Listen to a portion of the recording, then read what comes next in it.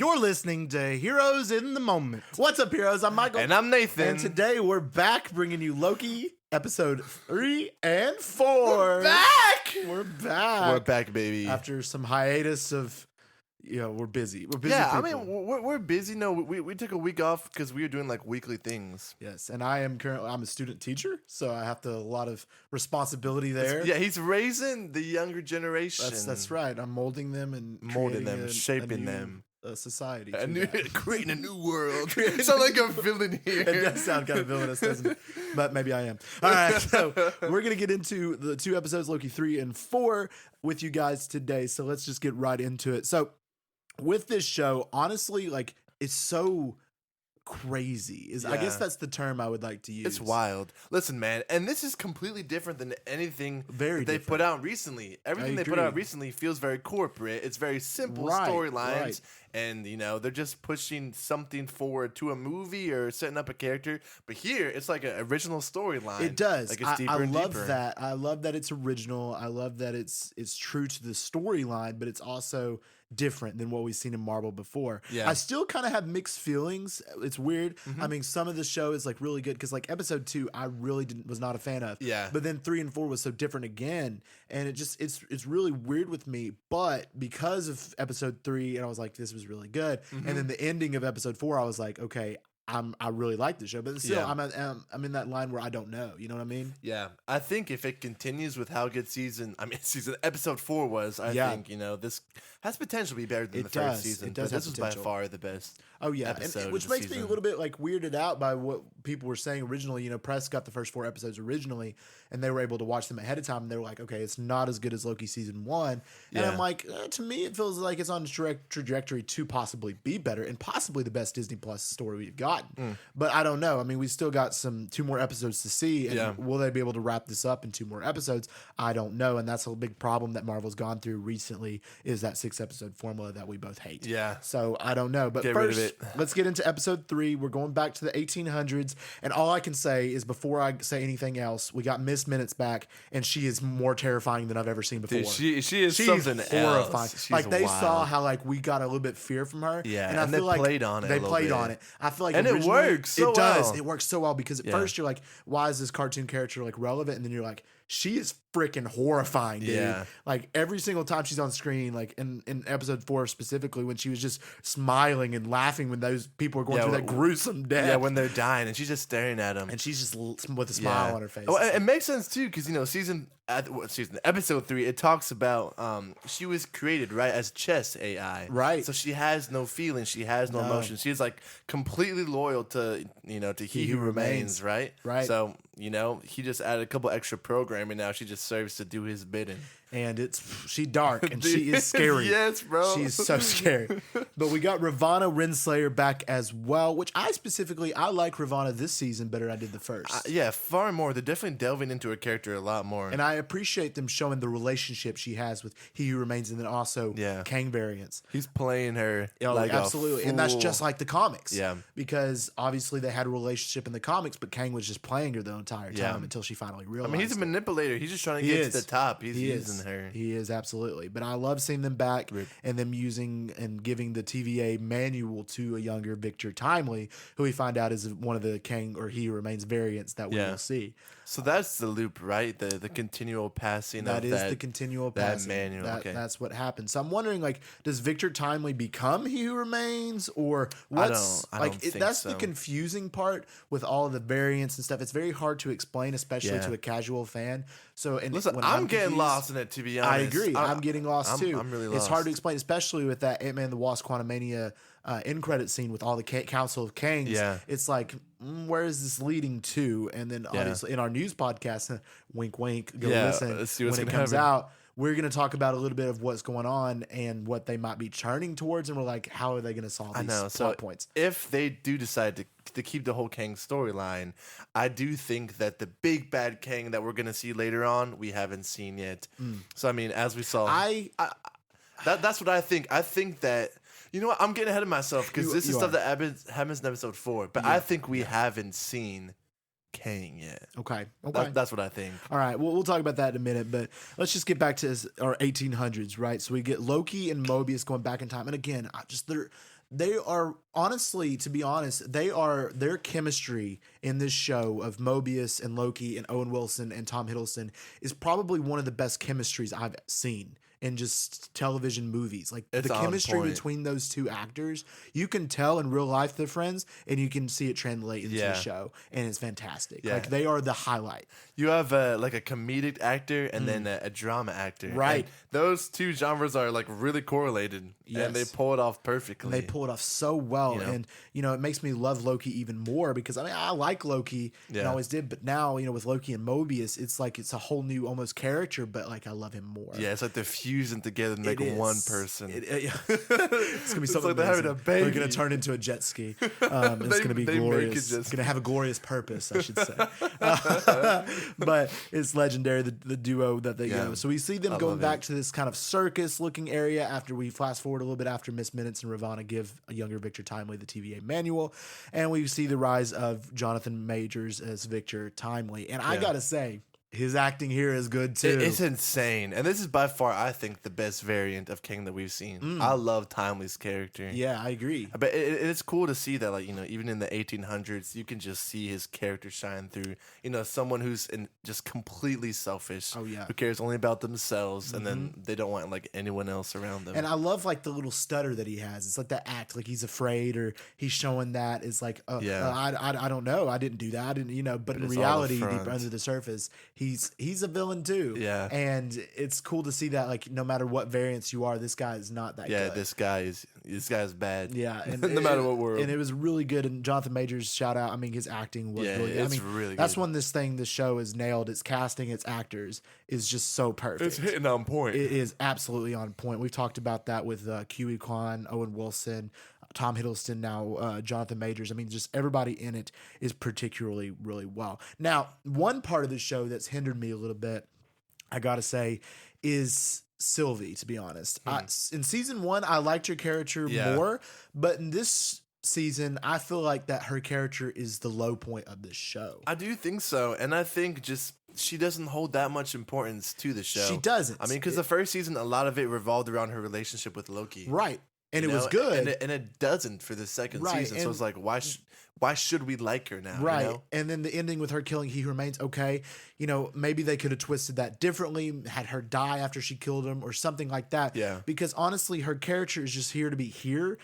And nobody's really liking her. And honestly, every time she was on screen, I get frustrated, and that shouldn't happen. Yeah, like you said, it doesn't feel, at least now, that there's a clear point. Maybe that changes within the last 2 episodes, but like you said, I just feel like she's here. And I feel like, honestly, like, obviously they wouldn't write her out of a second season. I knew she had a contract, but I know, I agree. Yeah, she's just not the highlight. She's definitely the low point of season 2, in my opinion. Yeah. So we'll see how it goes. Like you said, maybe there will be improvements in the final 2 episodes. So again, for the whole entire episode is just in review. They go after Victor Timely. Both sides are like arguing, and then over Sylvie's just trying to kill him. Yeah. And then Mobius and Loki's trying to get him back to save the TVA and save the world, really. And then Ravonna and Minutes are trying to get him to turn back into He Who Remains or whatever. Yeah. So you have all these 3 different kind of plot points going together, which I like. I think each of them have their own good storyline going there. And then Victor just, kind of scamming people. And that scene was actually really cool to me. Yeah. I really loved his presentation of the device and then him swindling those people. And I really liked that scene. I think that he's scene smooth with it. Everyone's trying to, like, kind of turn him into something that he's not. But he's playing everybody else. He's playing everybody like a fiddle, and he's really good at it. But then you can also see, like, he's super selfish, like we said, him betraying Ravonna just to go with Miss Minutes after doing. But he's like, he goes towards the higher bidder every single time. Yeah. And we see that oftentimes among characters like him. He always just goes towards the highest bidder. And I like that. And I especially, I'm curious when because I don't think he's dead. I'm curious what will happen when he decides, okay, I'm the highest bidder. And I'm curious what will happen then. I think it'll be interesting what happens with that. Huh. So season 1, they go to this place on an island, and they're trying to invent this thing that can go back in time or whatever or something. They're trying to fix stuff. I'm not sure. I know that's one thing about the show. It gets a little bit confusing, but not bad, but good. Yeah. And he's working with Miss Minutes, and that whole scene with Miss Minutes and him, I got to talk about that a second. Yeah. Because when they're standing there and she's just talking, and she's like, you never made me into a person. You never made me a being. And then she's just talking about, like, and you could just see like she's in love with He Who Remains, like and mentally like she's in love with him. And when she put her face on the body and she's, oh my gosh, it was so creepy, man. It was weird, I was so weirded out. I was praying like, please don't make her a human. I know, she's gonna be so weird, crazy, man.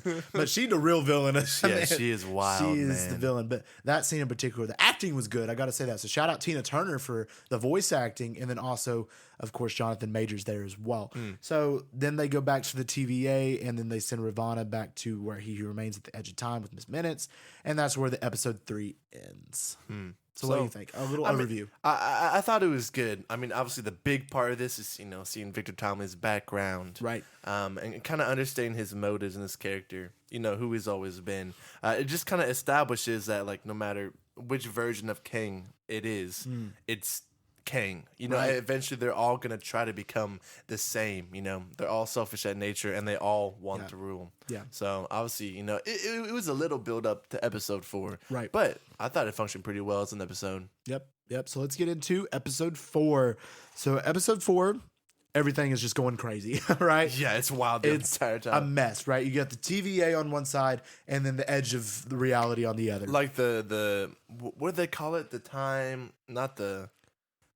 they had a word for it. I forget. They had a word. I don't know. But there's a lot of cool stuff Temporal, going on. Something like that. I don't know. And then there was a lot of callbacks to previous episodes as well, showing like the phone ringing and them running into each other, him pruning himself again, and all which makes sense when you look back on it. Like, there was 2 Lokis the entire time. Yeah, and Sylvie was working with the other Loki, which might be a good reason for why we haven't seen a ton of Sylvie. Or her part has been huge because she's been working with the other guy. I don't know, maybe. So it's interesting there. And then we got, again, just Miss Minutes just smiling over the gruesome deaths after they come back to the TVA. That line was hard when Doc's and her crew and she's dying. She's like, all of us rather die than like be with you, whatever. And they're like, said. Okay. Yeah, okay. You're done. What? I know. Like that scene was awesome. It was They're really awesome. Playing into more of the horror elements. Oh, they were, for sure. And it they're made me doing think, a good job. If this show was The Boys, they would have showed their death. Yeah. But it's obviously not because, I mean, you could hear it in the background. They're like, okay, that. A lot of times that's just as terrifying too. That's true. When it focuses on like people's reactions to it, or you just hear and you just see like, you have was it Brad? Brad just like, oh my goodness, what have I done? You have Ravana who's just like Brad. Oh, Brad. Dude, I don't know what his point is. I don't either, to be honest. I mean, he's just kind of purposeless to be that. Yeah. But oh well. And then you have just Miss Minutes smiling, like it's honestly terrifying. But there's that. Really? And then we got the dream team, honestly, of OB, Mobius, Victor Timely, Loki, and then the guy for Casey. Casey. I'm not a big Casey fan. He's all right. He's just kind of there. And then they're just coming up with this plan to how they can fix the timeline. They're like, we got this. It's OB and Victor Timely. They're each other's biggest fans. I thought that was funny. Yeah. And in fact, like, honestly, the one point that's kind of confusing to me compared to like season 1 is Obi. His character, right? Because from what they see, Obi seems like he's one of the people who helped create the TVA with Kang, and he would know all that stuff. And he doesn't seem to be like the rest. He doesn't seem like the memory. He's had his memory erased. I think obviously he's been brainwashed. You think so? Just like or made to forget. And I do think he's Kang possibly has that power. a villain? Not a villain, but like he's loyal to like Kang, or He Remains more so than. I mean, I would say so. I mean, he's working at the TVA. I would say yes. Obviously, Renslayer has a lot of memories. Obviously, Mobius has had his wiped. To be honest, I think that Loki and Mobius have like a ton of history and that they've already known each other. But Mobius just forgot about Loki. Yeah. So we'll see. I don't know. I think there's a lot of brainwashing going on. To be honest, a lot of erasing. But OB seems like he's been there for a while. Yeah, which would be a great twist because he's working with these characters that we love, and then imagine bam, he turns and that would also explain how in the very first episode. Mobius comes in and he doesn't remember OB at all, but OB remembers him. So that also can be like, okay, he's had his memory erased multiple times. And obviously he's got some sort of jet ski past, right, that we got to explore at some point that we'll see. So we go into it, they executing this plan. Victor Timely Brad takes Victor Timely, but then we see a cool, awesome sequence with Loki and Sylvie using their magic. Yeah. And like taking Brad's mind. They finally took down the security or Yes. something like that, right? Yes, and that we see a really cool scene and just them taking it and them using their magic was. So I love the use of magic this season. I've seen about Casey, because when all that stuff happens, you kind of see him like in a prison suit or whatever, right?